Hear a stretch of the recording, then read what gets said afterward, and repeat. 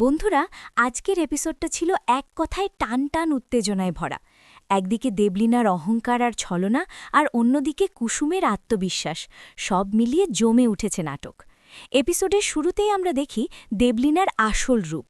কুসুম যখন ভালোবেসে নিজের সামর্থ্য অনুযায়ী একটা শাড়ি উপহার দিতে যায়, দেবলীনা সেটাকে কাজের লোকের দেওয়া উপহার বলে তুচ্ছ-তাচ্ছিল্য করে ছুঁড়ে ফেলে দেয়।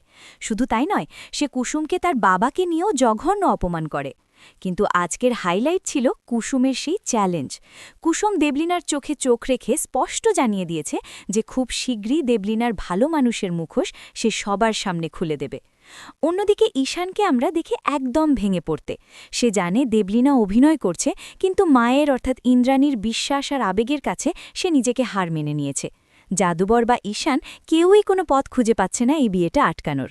কিন্তু নাটকের মোড় ঘুরতে শুরু করে আলতা উৎসবের সময়। ইন্দ্রাণী যখন দেবলীনাকে পৃথিবীর সবচেয়ে ভালো মেয়ে ভাবছেন, ঠিক তখনই দেবলীনার প্রেমিক রোশান তাকে বারবার ফোন করতে থাকে। দেবলীনা সবার চোখের আড়ালে তিনতলার বারান্দায় গিয়ে রোশনের সাথে কথা বলতে যায়, আর ঠিক সেই মুহূর্তেই কুসুম তাকে দেখে ফেলে।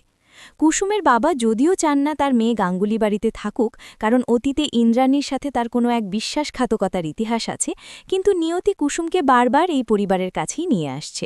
এপিসোডের শেষে আমরা বুঝলাম দেবলীনা যতই চালাকি করুক, তার পাপের ঘড়া পূর্ণ হতে চলেছে।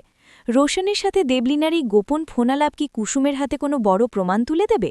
কুসুম কি পারবে ঈশানের জীবনটা নষ্ট হওয়ার হাত থেকে বাঁচাতে, নাকি দেবলীনার ষড়যন্ত্রেই জিতে যাবে? সব মিলিয়ে আগামী পর্বগুলো মিস করা একদমই যাবে না।